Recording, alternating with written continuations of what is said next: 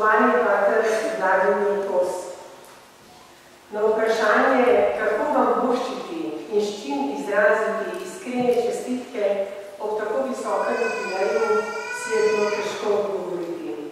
Ampak rešitev smo našli. Voščili vam bomo čisto na poseben način.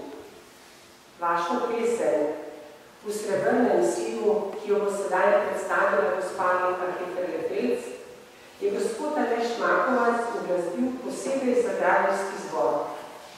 Za to priložnost smo se jo naučili in jo bomo tudi zapeli. Spadinka.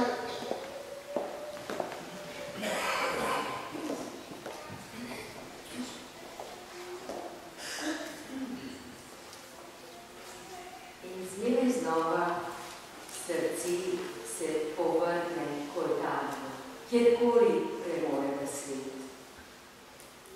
Ker misli postanejo nekam srebrne od cilja, ki vanje oltar zažije.